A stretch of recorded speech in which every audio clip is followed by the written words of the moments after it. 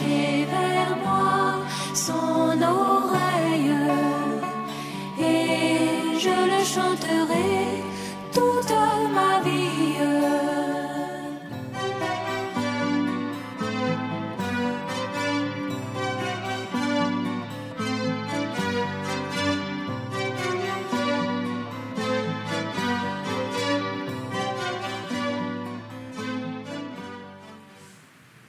Gloire au Seigneur. Amen. Tout ce qui est d'Isaac doit disparaître. Afin que Dieu parle. Amen. Que Dieu bénisse chacun de nous. Amen. Le message que nous avons entendu est tellement merveilleux. Le frère Ingrid a fait le résumé, il ne sait pas de quoi je vais parler, mais je vais dire 2 mots quand même. 2 mots qui m'ont touché. Chacun a reçu une part. Qui a reçu sa part? Vous savez, ces retransmissions nous font du bien. Ah oui? Dieu nous parle. Et chacun doit recevoir sa part. Il ne suffit pas de dire qu'on fait on va écouter 2, 4 fois, 5 fois, 6 fois. Ça n'a aucune valeur. Si un enseignement précieux ne nous soit donné individuellement. Parce que ici, nous préparons pour le retour du Christ. Qui sait cela? Mais nous, là, c'est chacun. Ce n'est pas un problème collectif. Hein? C'est chacun qui se prépare. Et c'est comme j'ai dit souvent, quand je suis à côté de celui qui conduit, on ne suit pas les autres. Il y a des endroits où on doit s'arrêter, on va aller doucement. Et vous allez voir les gens qui font 120. Il fait 120 parce qu'il veut faire 120. Mais toi, tu dois respecter le code. Tu dois respecter le code de la route. Et dans le royaume de Dieu, il y a un code. Il y a les lois divines qu'il faut respecter. Qui a bien compris? Nous voulons être enlevés. Nous sommes au stade de la préparation personnel final. C'est pas tout le monde. Nous sommes là, par contre, on doit être ensemble. On doit être ensemble. On n'abandonne pas son assemblée comme c'est l'habitude de beaucoup. On doit se préparer ensemble. On doit se fortifier, on doit s'édifier ensemble. Mais c'est chacun qui se prépare. Et ça, c'est très important. J'ai retenu un passage, je vais aller rapidement, si je peux.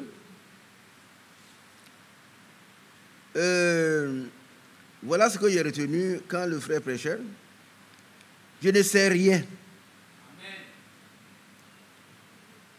Je ne peux rien. Amen. Je ne suis rien.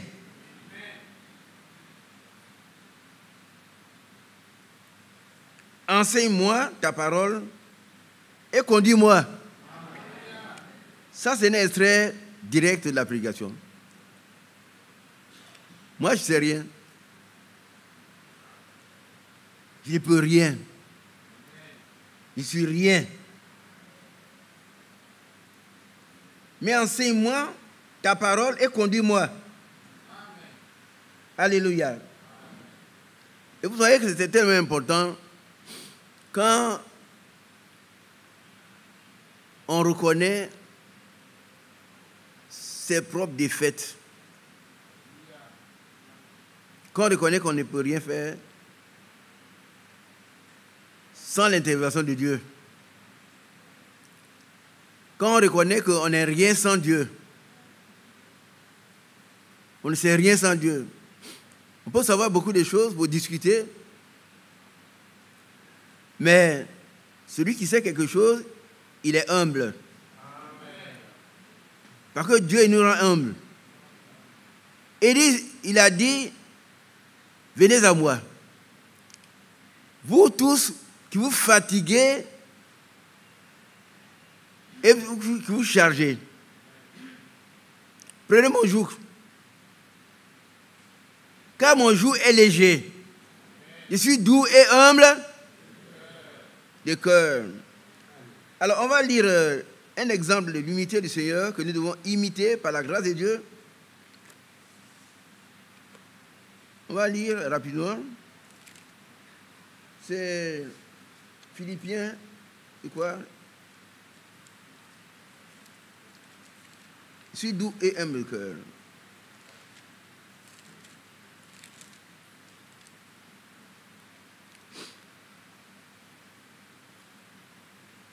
À partir du verset 5. Le Mathias, viens un peu côté. On travaille toujours ensemble. Excusez-moi, hein. Écoutez, je n'ai pas une voix forte comme mon frère. Donc faites un effort pour comprendre.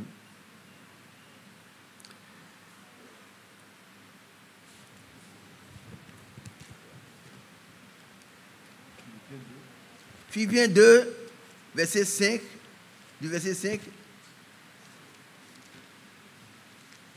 à partir du verset 5. Philippiens 2, 5. Ayez en vous les sentiments qui étaient en Jésus-Christ. Non, je n'ai pas entendu. Si on n'a pas les sentiments qui sont en Jésus-Christ, on a nos propres sentiments. Et ces propres sentiments ne sont pas certains qu'ils soient de Dieu. Très souvent. Moi, non. Jésus n'a pas fait ça. On va voir la suite.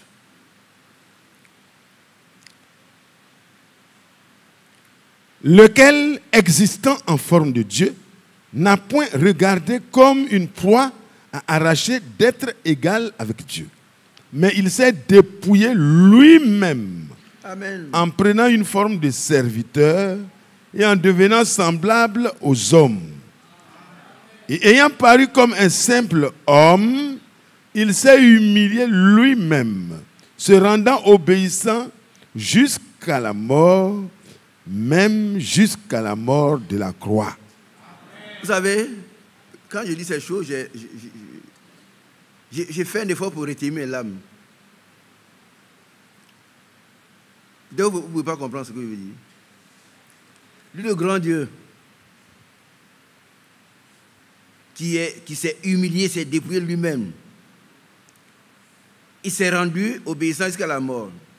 Ça ne s'arrête pas là. Même jusqu'à la mort de la croix. Une mort honteuse. C'est-à-dire, quand on voit quelqu'un qui est mort à la croix, c'est quelqu'un, c'est le plus grand malfaiteur. Or, il n'a jamais été un malfaiteur. Il a accepté cela pour toi et pour moi. Il n'a pas dit, moi, je dis, vous ne pouvez pas. Non. Il a accepté humblement jusqu'à la mort. Même jusqu'à la mort de la croix. La mort que personne ne veut.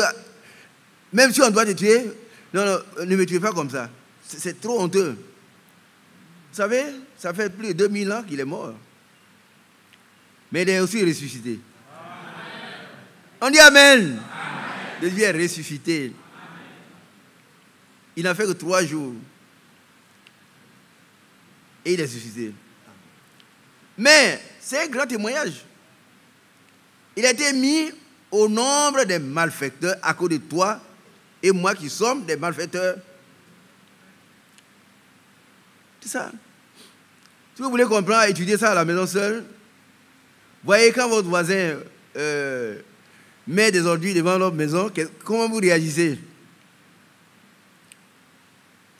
Quand quelqu'un qui passe, il vous donne un coup de pouce. C'est-à-dire qu'il passe dans la voiture, il descend, il ne fait pas attention, il te donne un grand coup. Comment tu réagis?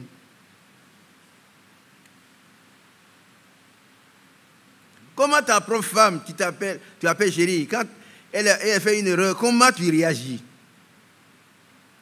Tu verras l'humilité du Seigneur Jésus-Christ. Il n'avait pas besoin de venir ici. Mais il est venu pour vivre nos vies. Excepté le péché. Dites Amen. Amen. Il n'a jamais péché. Et c'est pourquoi dans la barque, pendant que le diable était en train de tester la foi de nos frères, savez, le diable tête souvent la foi. Et c'est une permission de Dieu. Hein? Ah oui. La Bible dit toutes choses ont été créées. Et même le méchant pour le jour du malheur. Les mains de Dieu sont tellement propres que si on doit tester, il faut des mains sales pour le faire. Il dit, Seigneur, nous sommes en train de mourir, toi tu dors. Alors il s'est réveillé, il a dit, vent, tempête. Quand on dit tempête, c'est plus fort que le vent. Quand tempête, là, on fait beaucoup de bruit. Tempête, mer, arrêtez. Amen. Amen. Ça veut dire, je vous l'ordonne. Amen. Je suis votre créateur. Et le calme est revenu.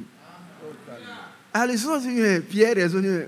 Frère Mathias, quel est cet homme à qui obéissent même La mer et la mer? Ce n'était pas un homme. C'était Dieu venu ici dans une chair humaine. Alléluia. Amen.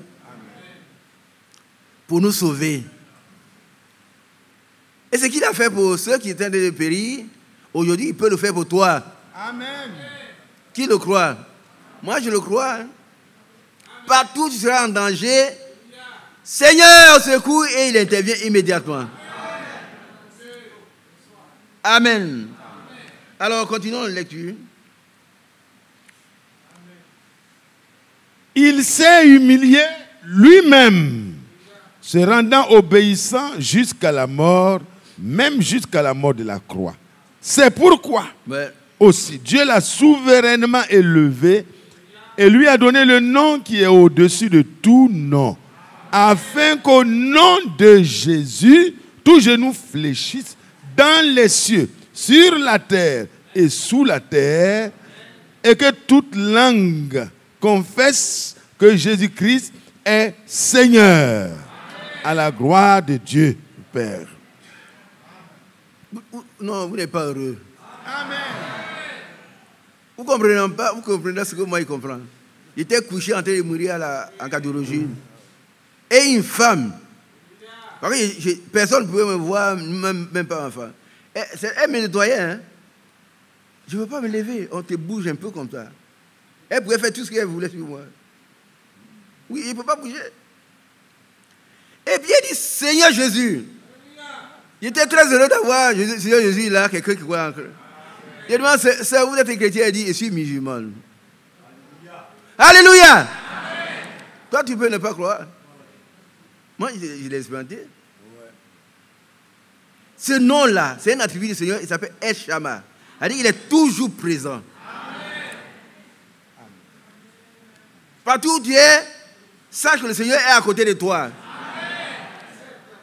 Il t'entoure par devant, par derrière, et il met sa main sur toi. Amen. Alléluia. Oh, Dieu est bon. Au nom de Jésus, tout genou fléchit. Amen. Alléluia. Amen. Alors, moi, je ne suis rien. Je ne peux rien. Je ne sais rien. Amen. Enseigne-moi ta parole et conduis-moi. Amen. Alors, j'ai intitulé cela l'humilité précède la gloire. Amen. J'ai demandé 2 passages qu'il m'a donné. Et ça, c'est Proverbe 15, 33, dit quand tu veux être grand, il faut t'abaisser. Mais si tu veux être quelqu'un qui va avoir réussir, sois orgueilleux. Proverbe 15. Verset. Tu as dit 33. Proverbe 15, verset 33. La crainte de l'Éternel enseigne la sagesse et l'humilité précède la gloire. Vous savez, la crainte de l'Éternel enseigne la sagesse et l'humilité précède la gloire. Nous écoutons des passages, des prédications du frère Franck qui nous enseignent. Moi, ça m'enseigne. Quand on craint Dieu, Dieu nous enseigne. Or, la crainte de l'Éternel, c'est la haine du péché sous toutes ses formes. La crainte de l'Éternel, c'est la haine du péché. Le péché, tous les péchés sentent mauvais dans ton nez. Sinon, tu ne crains pas Dieu. Si tu peux avoir tendre la main pour prendre une enveloppe, hein? Quelqu'un est devant toi, non. Prenez ça, puis fais-moi passer. Tu ne crains pas Dieu. Tu passes un concours, on demande l'argent. L'argent qui n'a rien à voir avec les frais de dossier. Et puis tu donnes, tu es chrétien quand même. Non, tu n'as pas concouru encore, mon fils. Tu es encore un corrupteur. Si je le fais, je suis un corrupteur. C'est pourquoi je ne suis rien. C'est pourquoi je ne peux rien. C'est pourquoi le Seigneur doit me conduire à refuser ces pactoles-là. Beaucoup d'argent, il faut refuser. Amen. Hier, j'ai lu quelque part, on dit oui, quelqu'un donne 85 000 francs pour la fête de Noël. Hein? Tu as lu ça aussi? Il faut piquer, et puis tu vas dire, moi, non, vous vous trompez. Je veux ne pas manger Noël. Amen. Hein, tu piques seulement, tu donnes 85 000 francs. Moi, non. Alléluia. L'argent est une des racines de tous les maux. Ce n'est pas la racine, mais une des racines de tous les maux. Bien aimés, nous sommes des chrétiens, nous sommes faibles. Moi, je suis plus faible que vous. Mais je demande que le Seigneur me conduise. Des moments, je suis là, dit Seigneur, voilà tant d'années que j'ai dit que je suis. Mais conduis-moi. Amen. Conduis-moi. La crainte de l'Éternel enseigne la sagesse. La sagesse et l'humilité précèdent la gloire. Je répète, la crainte de l'Éternel consiste à haïr le péché. Tout ce qui est péché, elle doit sentir. Tu vois une femme nue, couvre-la. Par derrière. Tu prends un pas, tu vas la couvrir derrière. Il ne faut pas dire, moi-même, il y a longtemps, je suis venu. Donc, c'est elle qui est venue. Tu n'as pas encore cru. On connaît un frère. Je le suis souvent. Une sœur est allée, entre crochets, est allée là-bas, quelque part dans son pays, et puis là où le frère se trouve, la nuit, elle va se coucher sur lui, nu. Le frère dit, ma sœur, dégage-toi rapidement. Dégage-toi. Je ne vais pas mettre ta paix. Va. C'est tellement que tu es faible, là, moi aussi faible, mais retire-toi. Elle s'est retirée, honteuse, elle était couchée. Le matin, les camarades qui sont, on t'a dit que toi, c'est un chrétien. Il est témoin. Le frère vit à tout le monde. Il a été guéri de l'insuffisance rénale. Au dernier degré ici dans cette salle. Je n'entends pas. Amen. Un chrétien, c'est un petit Christ. Dieu prend soin de lui. Mais il faut qu'il soit un chrétien. Ça ne veut pas dire que tu es fort, hein? Personne n'est fort. Personne ne peut rien. Moi, je suis le plus faible. Mais ce que tu veux, comment tu veux marcher, Dieu va t'aider à le faire. Amen. Qui a bien compris? Il y en a qui parlent au frère, ils disent non. Mais si tu veux, ce que tu veux, ce que Dieu te donne. Si tu veux un sorcier, tu veux trembler, il va te faire trembler. Si tu veux un sorcier, dis-moi, sorcier, disparaît, il va fuir. Le poro a fui, le poro. Il a fui en 2016, pendant la convention, il a fui. Nous ne sommes rien. S'il y a un poro, là, tu vas fuir tout de suite. Par contre, on va demander au Seigneur de te faire fuir. N'est-ce pas, mon frère? C'est la vérité. Alléluia. Alors, l'humilité précède la gloire. Et puis, 18, 2. 18, 2.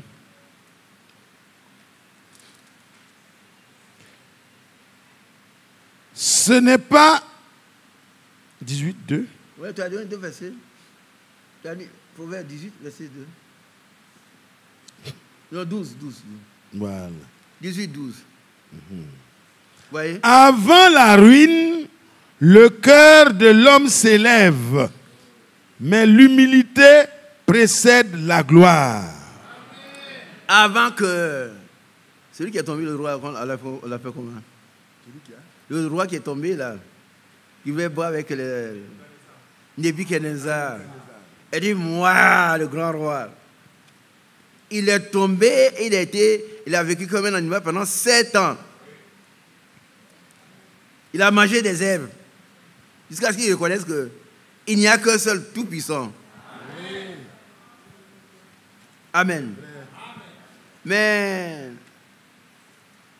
il faut mieux prévenir que guérir. N'est-ce pas? Moi, je préfère ne pas tomber là-bas. Je dois craindre Dieu et observer ses commandements avec la puissance de Dieu. Moi, je ne veux pas, je n'ai pas la force. Mais si je veux, il va me donner la force. Amen. Parce qu'à tes résolutions, répondra le succès. Je veux craindre Dieu, je ne veux pas, non, Seigneur, donne-moi la force. Il va le donner. Amen. Amen. Alléluia. On va lire rapidement Proverbe 15, 33, on a déjà lu. On va lire également Proverbe 22, 24. Voilà. Sachons que nous parlons de l'humilité.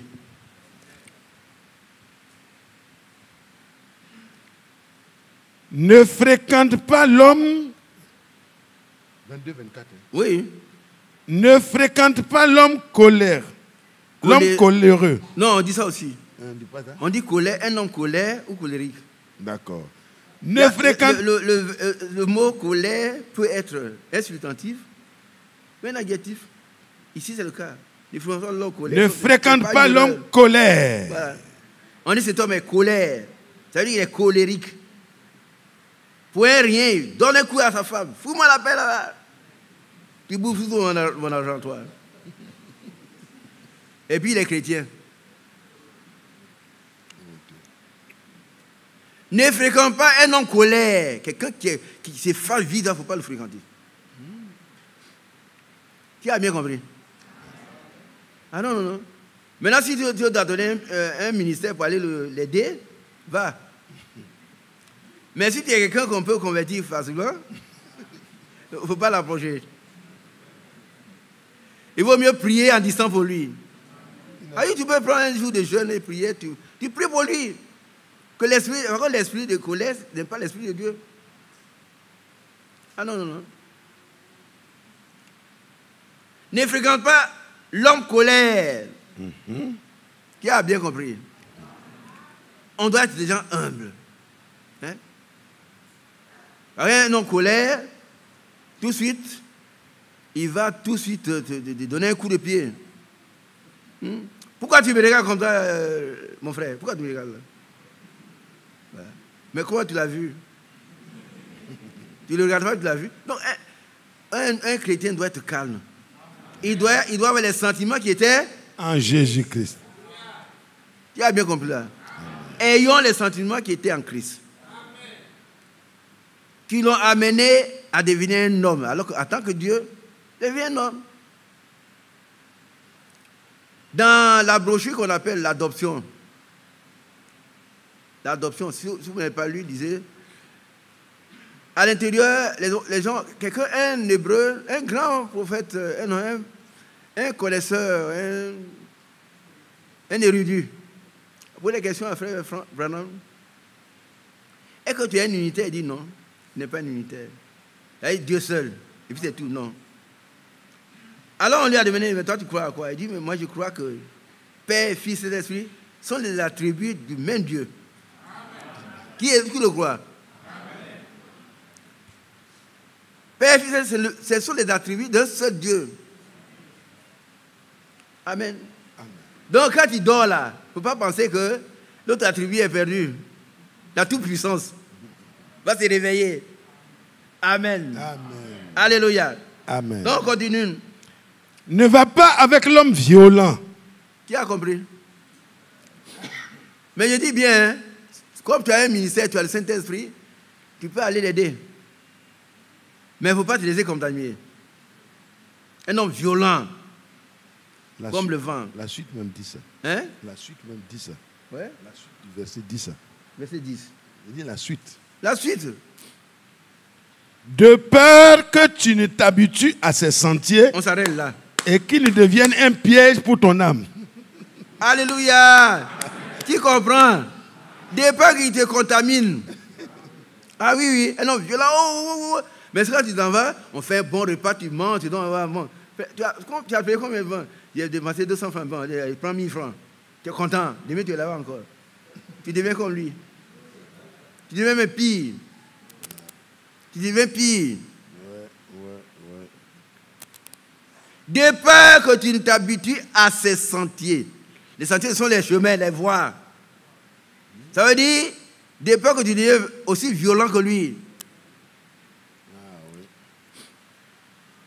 Et qu'il ne devienne un piège pour ton âme.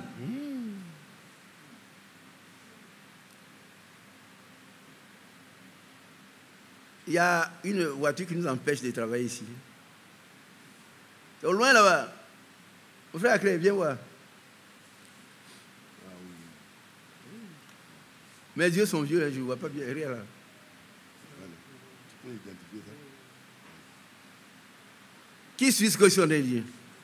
Ça va finir tout de suite. Hein? Regardez, Dieu veut que nous soyons des gens humbles. C'est-à-dire des gens qui ne disent pas moi.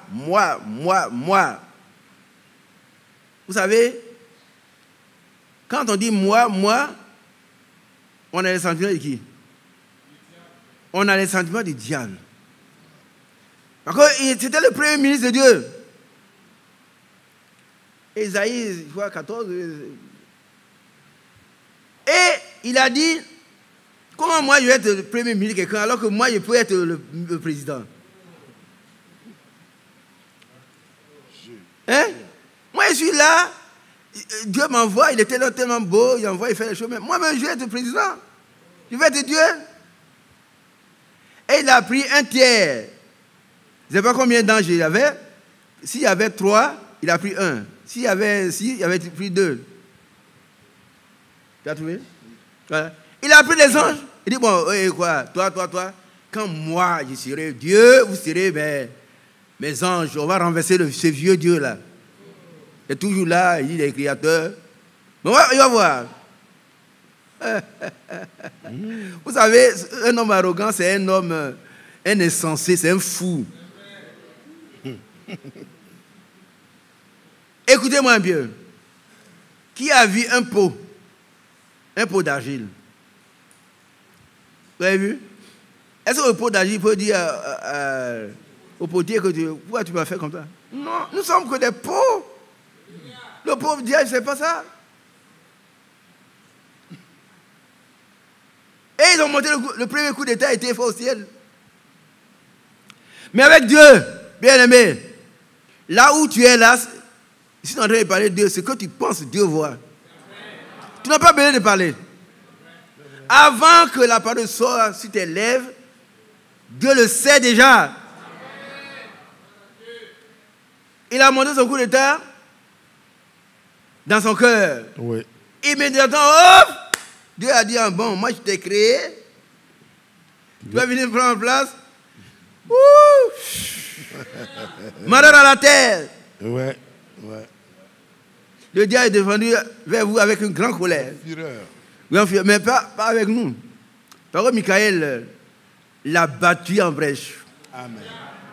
Alléluia, Michael l'a battu en brèche. Désormais, on a le droit de lui dire, sors. Arrière de moi. Fuis. Amen. Tombe. Il sortira, il fuira, il tombera. Amen. Au nom de Jésus. Amen. Tu vas tomber au nom de Jésus. Ça, c'est l'Apocalypse, je crois, 17. Oui. Que Dieu soit loué. Amen. Frère, qui est heureux? Soyons heureux. On peut avoir des problèmes, mais ces problèmes font partie du plan de Dieu. Vous savez, ces problèmes arrivent parce que quand on voit que Dieu a réglé le problème, on dit, ah, Dieu est avec moi. Ah oui, oui, oui. Si tu n'as jamais eu de problème, tu ne sais pas comment, tu ne sais pas que quand on te donne... c'est fini? Merci Seigneur. C'est bon. Alors, je vais vous dire une chose. Hein. Celui qui n'a jamais manqué de sel, il ne saura pas quand on lui donne une petite cuillère de sel. Ça, on lui rend un grand service. Mais si tu n'as rien, tu n'as pas de sel du tout. Et puis, quelqu'un dit, ah, voisin, ah, tu manges du sel, comme on dit, mais qui va me donner du sel? Tiens une cuillère. Il dit, hey, mon frère, merci. Il est bon. Amen. Quand les problèmes arrivent, nous devons savoir qu'on a un grand Dieu qui a la solution à tous nos problèmes. Je vais vous dire, prenez 1 Pierre 2. 1 Pierre 5, pardon. Pour ceux qui ont des problèmes, moi j'en ai, mais déjà sur lui. Puis on lâche la prière. 1 Pierre 5. Ouais. Quel verset? À partir du verset 6. 1 Pierre 5, verset 6. Humiliez-vous donc sous la puissante main de Dieu, afin qu'il vous élève au temps convenable. Qui a bien compris? Alors quand tout va bien, dire, oh, moi je suis très bon, je gère bien, mes affaires, ça marche bien. Mais quand ça va tomber, il faut t'humilier. Et Dieu va te relever. Ah, je dis, si mon frère Mbié, le grand, le docteur Mbié, s'il m'attend, il m'a rendu un témoignage.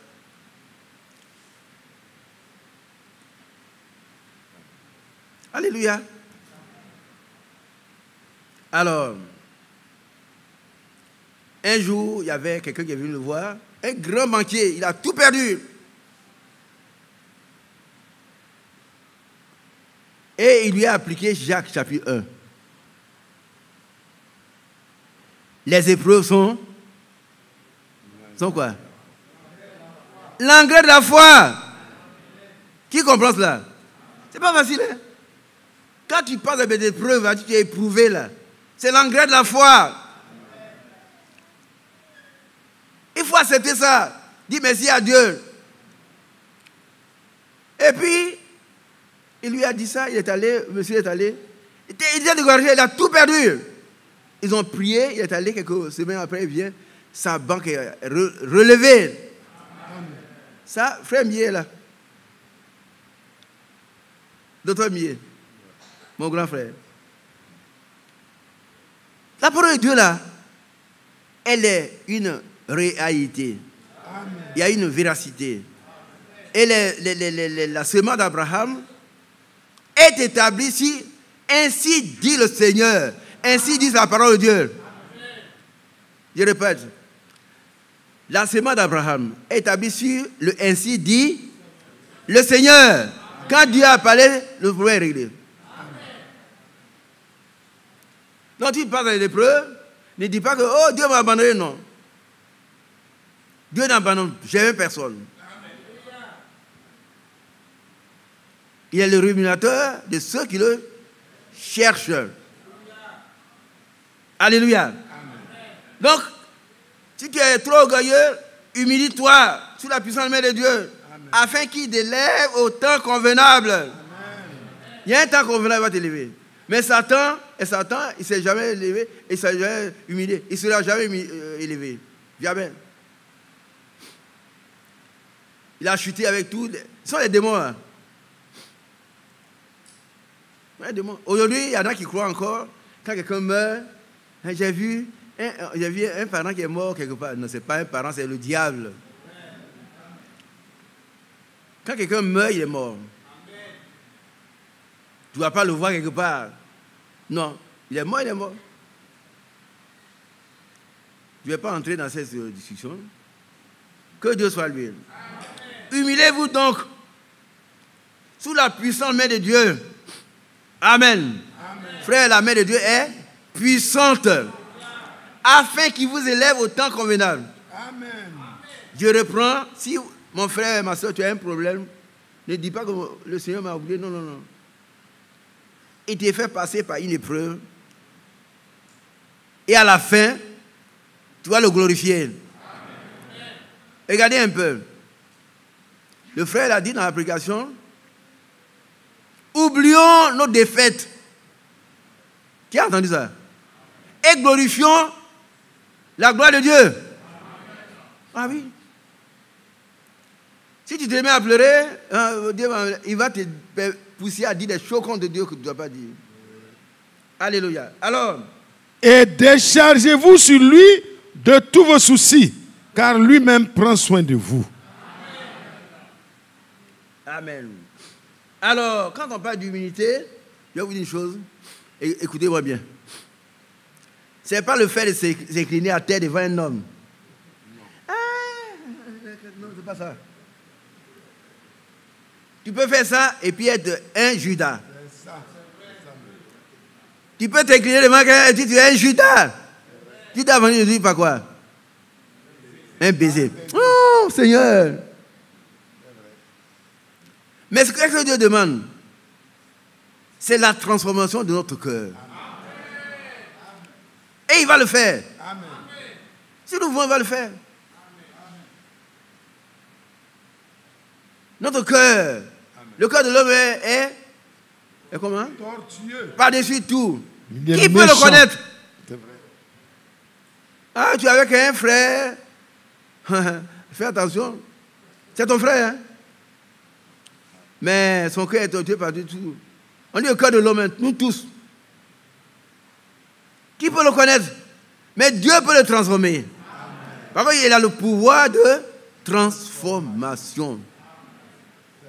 Pour ceux qui veulent être transformés, tu vas avoir un homme méchant, tu vois, il est bon, un voleur devient un homme normal. Tout ce qu'il était est passé. Amen. Et toutes choses sont devenues nouvelles. Il est devenu une nouvelle création. Amen. Amen. Dieu peut te transformer, il peut me transformer. Mais disons jamais, Dieu n'abandonne personne. Mais les épreuves sont l'engrais de la foi. On passe par là, on reste là. Quand on passe par les autres, on sait qu'on n'est rien. On n'est rien. Peut-être, excusez-moi, allez un peu en cas d'origine. Il y avait un monsieur qui parlait l'hébreu. Il a fait combien d'années, des trentaines d'années en Israël, il parlait hébreu. Ouais. Et puis après, il s'est éteint.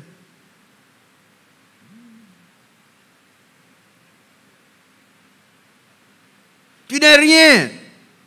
Tu parles hébreu, tu parles arabe, tu parles quoi, tu n'es rien. Moi, je suis rien. C'est Dieu qui est tout. Amen. En nous. C'est tout. Si Dieu veut que tu vis, tu vivras.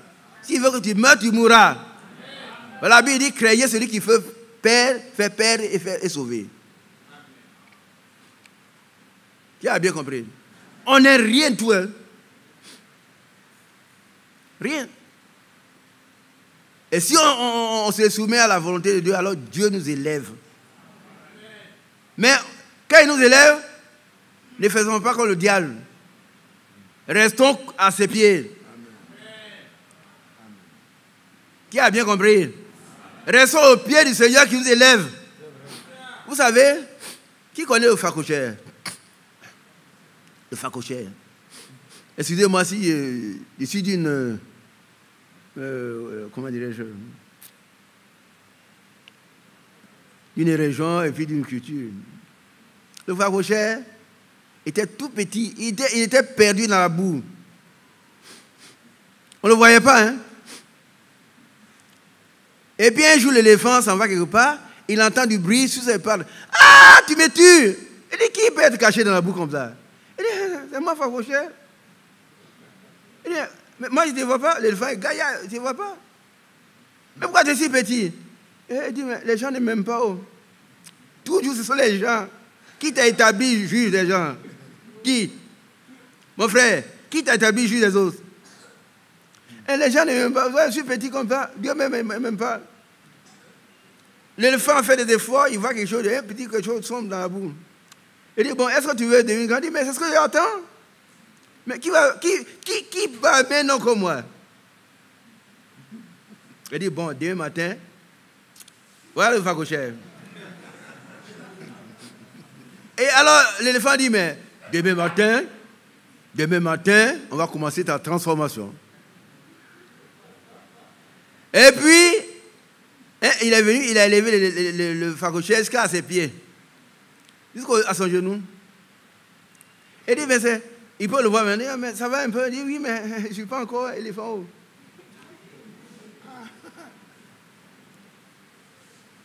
Et puis un jour, il dit, bon, demain, on va encore progresser dans ta formation. Ce qu'il dit là, ce n'est pas une blague. Il y a des gens qui ne réussissent pas. Ils ont une vie qui s'arrête. Parce qu'ils sont soumis à la parole de Dieu, ils ne sont pas obéissants. Ils sont trop orgueilleux. Apportez l'éléphant, le facochère. Alors, le troisième jour, l'éléphant a fait le facochère à ce niveau-là. Il est gros comme ça. Il dit, ah, patron, c'est bien, mon boss. Il te respecte, c'est tout pour moi. Mais il dit, mais qu'est-ce qu'il demande? Il dit, il manque de défense. Il dit, bon, d'accord. Je vais te faire une petite défense et puis je vais tester ta loyauté. Le facochère se lève, il a des petites défenses, vous voyez. Alors, l'éléphant est fatigué, il dort. On entend, crou, ouh, ouh. L'éléphant dit, mais qui fait ça? Il dit, c'est moi. Toi, c'est qui? C'est pas le facochère. J'ai des petits défenses, donc je vais expérimenter ma qualité de futur éléphant. Il dit, ah bon, tu sais pas que je dors? Il dit, mais si tu dors, on n'écrit pas. Ça vous fait rire. Est-ce que nous faisons? Et toi, tu dors, nous, on n'écrit pas. Il dit, ah bon, la nature avait raison. Tu restes là. Le facochère, vous voyez, c'est un éléphant avorté. Tu es orgueilleux, tu seras avorté. Si tu es humble, Dieu va t'élever.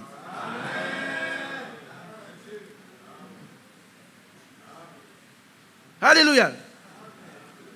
Alors nous revenons par enlever l'éléphant, l'éléphant avorté. Alléluia.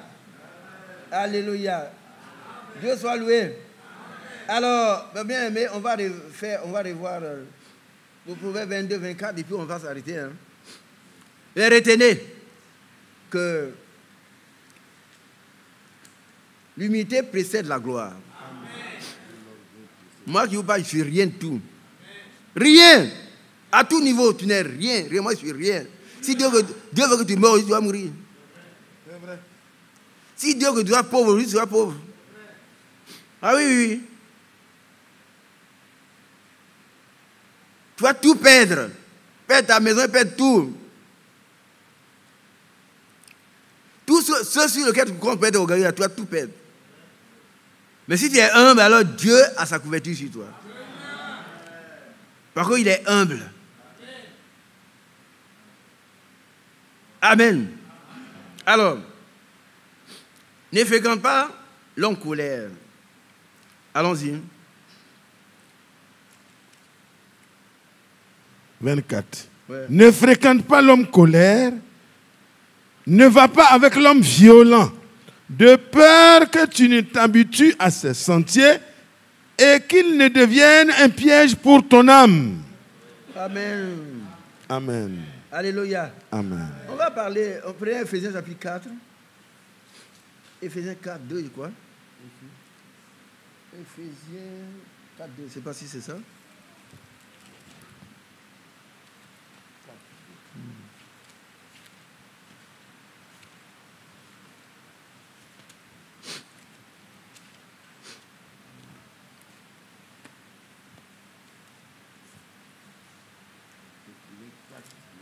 À partir, on va lire le premier d'abord. Vous allez voir comment l'apôtre Paul parle. Je vous exhorte donc, moi, le prisonnier dans le Seigneur. Dis-moi, pourquoi il dit le prisonnier?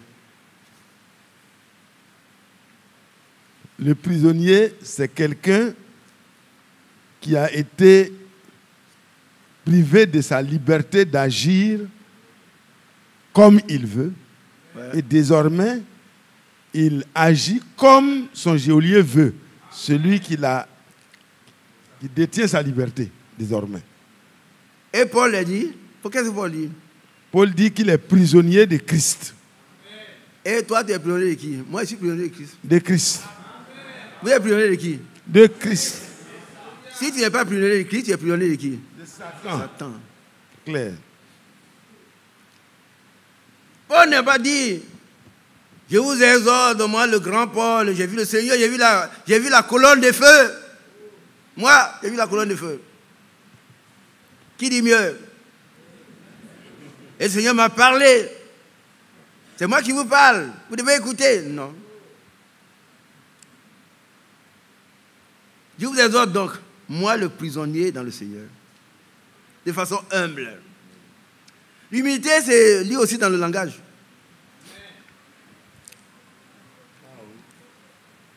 Les évêques sont choisis pour ne pas blesser celui qui est devant.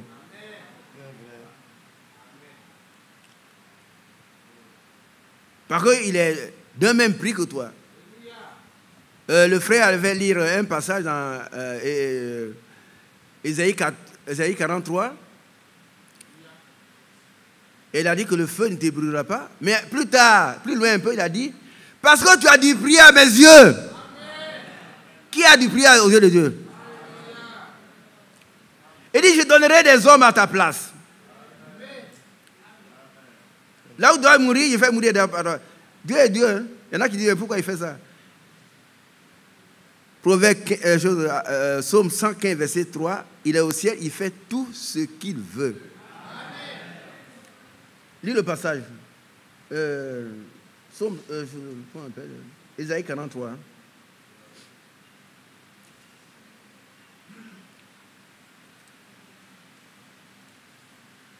Ésaïe 43. Comment ça va mieux? Ainsi parle maintenant l'Éternel qui t'a créé, ô Jacob. L'Éternel, vous voyez? Regardez ici. Vous voyez dans ce passage-là tous les attributs de Dieu. L'Éternel, ça veut dire lui, il a toujours existé. Pas de commencement, pas de fin.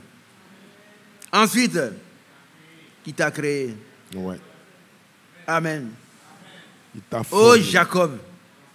Qui t'a formé. Jacob, ça veut dire que c'est le voleur. Ouais. Réveille-toi, mon petit. Lève-toi. Lève-toi. Ouais. Ça va? Attendez de prier. D'accord. C'est bien. Ouais, et regardez un peu, mes frères et sœurs. Ainsi parle maintenant l'Éternel. Il n'a jamais été créé personne. Il est le Dieu des dieux, il a toujours existé. C'est quoi la vie éternelle? n'a pas eu de commencement, hein, la vie éternelle. C'est la vie de Dieu qui nous donne. Mais le diable a été créé. Mais comme c'est un ignorant, il veut faire la place de son créateur. Et Ésaïe 14, vous avez vu ce qu'il est devenu. Et les gens sont moqués de lui. C'est toi, c'est celui qui fait le malin, c'est toi qui es devenu comme nous. Voilà. Mais tu es moins que nous. C'est vrai. Alléluia. Celui qui t'a créé, ô Jacob. Celui qui t'a formé, ô Israël. Qu'est-ce que ça veut dire? Frère Kéo, quelle est la différence? Quelle est la progression sémantique entre les deux? Celui qui t'a créé, ô Jacob. Celui qui t'a formé, ô Israël. Celui qui t'a créé, ô Jacob, c'est le supplanteur, c'est celui qui a ravi la bénédiction de son frère. Ouais. Mais celui qui t'a formé, ô Israël, c'est celui qui a lutté avec l'ange de Dieu et qui a été vainqueur. Celui que Dieu a transformé. Alléluia. Amen. Ce matin, si tu es un Jacob, Dieu te transforme. Accepte la transformation maintenant. Ne reste plus Jacob. Ici, c'est l'histoire, la transformation. De Jacob, il est devenu Israël. Il a lutté avec Dieu. Mais dans la prédication de Frère Franck, il a dit persévérons. Qui a entendu ça? Persévérons dans la foi. Qu'est-ce que Jacob a fait pour être transformé? Qu'est-ce qu'il a fait pour être transformé? Je vous pose la question. Tous ceux qui veulent parler, prenez. Qu'est-ce qu'il a fait pour... Est-ce qu'il est resté là comme ça? Dieu, tu as fait des moyens supplémentaires. Non. Il n'a pas dit ça. La première chose, c'est qu'il a reconnu l'état qui ne plaisait pas à Dieu. Il fait quoi? L'état dans lequel il était, qui n'était pas ce que Dieu veut là. Il a reconnu ainsi. Il a désiré changer. À partir de ce moment-là, il s'est accroché par la foi à celui qui pouvait le changer. Jusqu'à ce qu'il soit transformé. Et comment on appelle ça? La persévérance. Qui a compris? Là, on a employé des grands mots, les gens ne savent pas que persévérance, ça veut dire quoi? Oh? Il parle de persévérance, c'est quoi? La persévérance, là, mes soeurs, ça veut dire quand tu veux demander quelque chose à Dieu, là, il faut rester accroché à Dieu comme ça, ce qu'il va te donner. Qui a compris? Tant qu'il ne t'a pas donné, tu ne le laisses pas. Si Dieu ne t'a pas donné parce que tu viens au Koweït, il va te le donner parce que tu l'importunes. Et il faut importuner Dieu. Il faut le déranger. Alléluia. Il faut crier à Dieu, tu vois mon problème. Moi, je suis ton fils. J'ai abandonné le monde. C'est vrai que je ne suis pas encore ce que je dois être. Mais je suis déjà fils de Dieu. Ce que je serai n'a pas été comme manifesté. Mais déjà, je suis fils de Dieu. Qui est fils de Dieu? Déjà. Mais en tant que fils de Dieu, déjà, nous avons les privilèges des fils de Dieu. Dans Romains chapitre 8, il est écrit, verset 28 ou quoi? On a été prédestinés des fils de Dieu. Donc le problème est réglé. Si tu n'es pas encore quelqu'un qui fait de grandes choses dans la parole de Dieu, mais tu es fils de Dieu maintenant. Et c'est Dieu qui a voulu que tu sois fils de Dieu. C'est lui qui t'a mis au monde. Tu es engendré de Dieu. Donc tu es héritier de Dieu et co-héritier de Christ. Ça veut dire qu'avec Christ, vous partagez les bénédictions. Oh, les soeurs ne comprennent pas ça. Qui comprend? Il y en a qui sont frères, tu fais ça, mais moi, il y a des frères. Mais le frère Branham a dit que le ciel vous a signé un chèque de plusieurs milliards. Vous n'avez qu'à l'endosser. Qui veut l'endosser? Dieu est capable de le faire. C'est une chose de rien, ce n'est pas la théorie. Hein. C'est pas théorie. Tu vas aller, on dit, voilà, tu as cherché du travail partout, travail, il faut donner de l'argent. Si c'est une jolie fille, les gens veulent coucher avec toi. J'en prends un mot, peut-être vous pouvez comprendre. Mais toi, tu dis, je ne fais pas ça. Qui a compris? Moi, ma beauté là, c'est pour mon mari. Je ne fais pas ça, hein. Mais Dieu va dire à cette fille-là, vraiment, est mon or. Voilà un concours, tu t'en vas, tu es première. Amen. Oh, il y en a qui pensent que le frère, il raconte quoi? J'ai dit la vérité.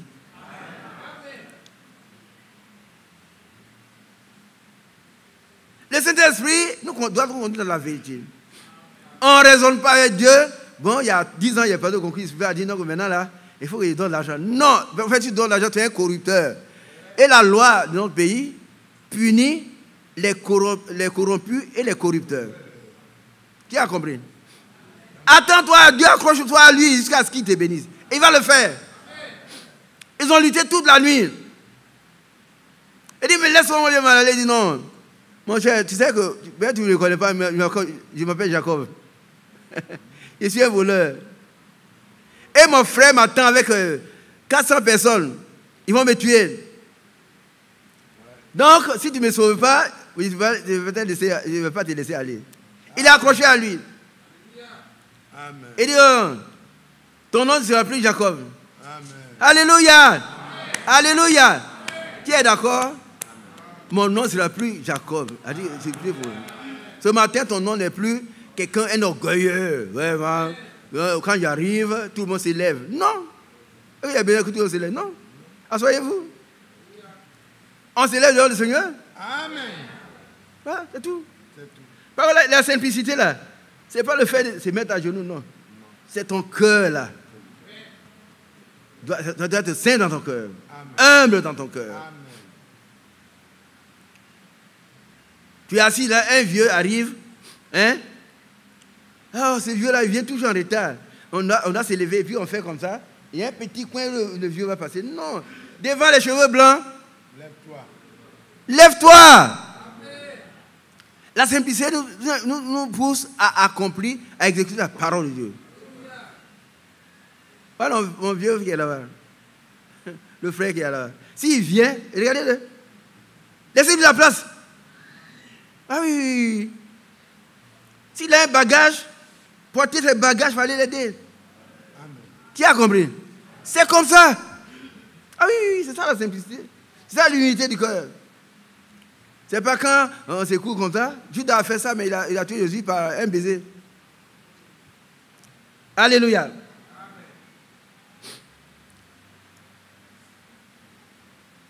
Viens mon frère, on va finir. Donc ne crains rien. Quand il te rachète, il t'appelle par ton nom. Tu es à moi. Amen. Voilà, ça, c'est ainsi dit le Seigneur. Il faut aller partout où tu veux. Et écoute, hein, quand tu prends l'avion pour aller aux États-Unis, dors tranquillement. Amen. Tu prends l'avion là. Dors tranquillement. Amen. On va dire, ah, prenez vos ceintures, on arrive. Et puis tu dois prendre aussi. Il ne faut pas avoir peur. Quand l'avion va tomber, il y a un avion qui est tombé. C'est pas toi. Ton Dieu veille sur toi. Il t'entoure par devant, par derrière, il met sa main sur toi. Qu'est-ce que tu crains? Amen. Quand il te rachète, je t'appelle par ton nom. Tu es à moi. Continuons. Si tu traverses les eaux, je serai avec toi. Et les fleuves, ils ne te submergeront point. Point, ça veut dire? Jamais. Jamais. Pas du tout. Pas une petite goutte. Qui a compris? La Bible est tellement claire, mais c'est un livre tellement... C'est un livre de Dieu. Elle est Dieu. Amen. Si tu marches dans le feu, tu ne te brûleras pas. Et la flamme ne t'embrasera pas. Car je suis l'Éternel, ton Dieu. Amen. Le Saint d'Israël, ton Sauveur. Alléluia. Continue, car tu as pu prier. Allons-y. Je donne l'Égypte pour ta rançon, l'Éthiopie et Saba à ta place. Parce que tu as du prix à mes yeux, parce que tu es honoré et que je t'aime. Amen. Qui a compris ça? Amen. Dieu t'aime. Amen. Alléluia. Oh, c'est bon, c'est merveilleux. Je voulais vous montrer là où le frère Branham dit, la Bible, elle est Dieu. Amen. Et il n'a pas inventé. Au commencement était la parole. Au commencement était? Au commencement était la parole, et la parole était avec Dieu, et la parole était Dieu. Amen. La parole de qui? C'est la Bible. Quand le frère dit c'est Dieu, moi je crois. Dieu soit loué. Et la parole était Dieu, ce n'est pas un petit Dieu, c'est Dieu lui-même. La Bible est Dieu. Ouais. Amen. Oh, Dieu est bon. Alléluia. Alors, bien aimé, quand tu as du prix, on a lu ça? Relis, parce que, verset 4. Parce que tu as du prix à mes yeux. Chaque chrétien a du prix aux yeux de Dieu. Ça veut dire que tu coûtes cher Mais pourquoi? Frère Giscard, pourquoi on peut dire que toi, Giscard, tu as du prix aux yeux de Dieu? Tourne-toi vers le peuple. On arrête là. Hein? Dis pourquoi on peut dire Giscard, notre frère Giscard, a du prix aux yeux de Dieu. On peut dire à la sœur, elle a du prix aux yeux de Dieu. Pourquoi? Parce qu'il m'a racheté par son sang. Pas là-bas. Faut regarder là-bas. Tourne-toi vers. Voilà. Parce qu'il m'a racheté par son sang. Ça veut dire quoi? Est-ce que moi je comprends racheter par son sang? Oui, je comprends ça. Moi qui étais pécheur, perdu, un impie. Parle fort. Moi qui étais un pécheur, un impie, le Seigneur a pris ma place à la croix. Oui. Et qu'est-ce qu'il a fait? Et il a lavé tous mes péchés. Ouais. Il m'a purifié. Ouais. Et il a fait de moi un fils de Dieu. Mais qu'est-ce qu'il a fait? Qu'est-ce qu'il a fait tout ça? Son sang. Bon, on a pris une lame, un peu, on a coupé un peu de sang. Non, il a été crucifié. Il a été Crucifié. crucifié. Il a souffert une mort ignoble, une mort honteuse. On l'a mis au nombre des malfaiteurs à cause de Giscard, à cause de moi, à cause de toi. Donc tu as du prix à ses yeux. Il ne fera pas pour Judas. Non. Il ne fera pas pour Judas.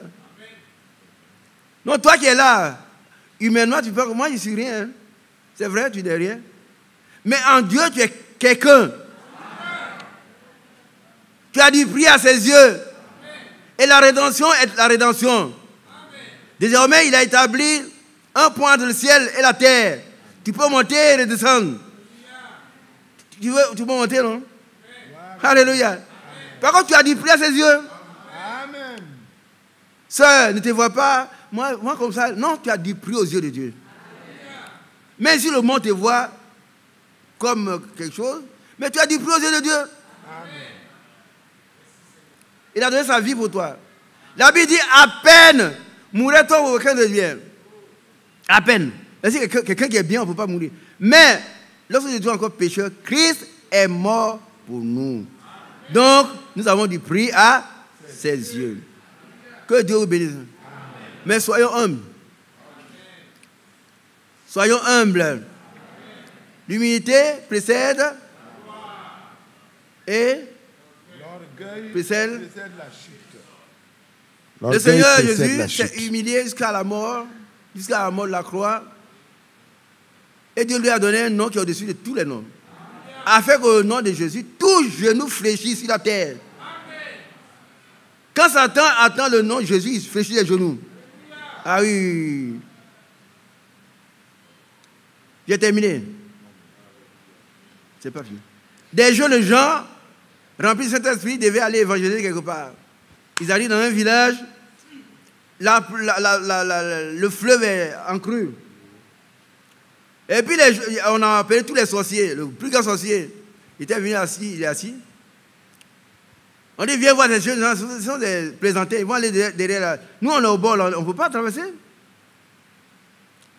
On va les tuer. Ils n'ont rien fait, on va les tuer. Il dit, d'accord, avant de nous tuer, laissez-nous, on va prier.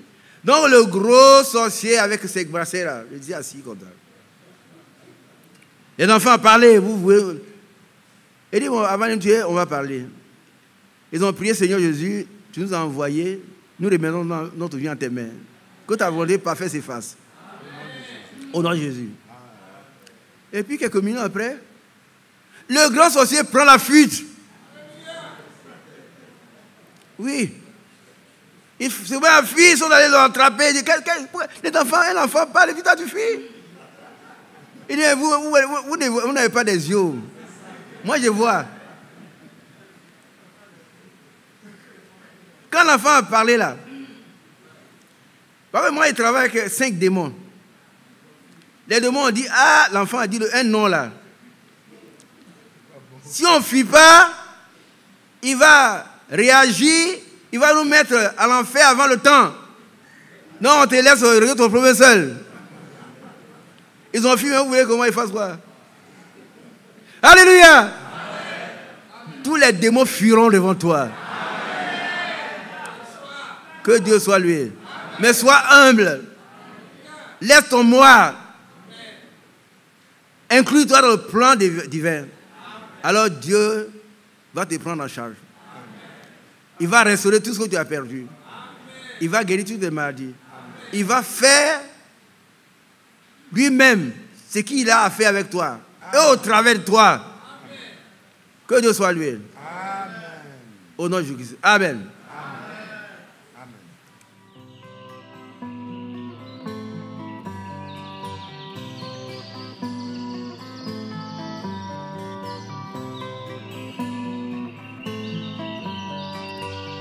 J'aime l'Éternel, car il entend ma voix. Il a penché vers moi son oreille, et je le chanterai.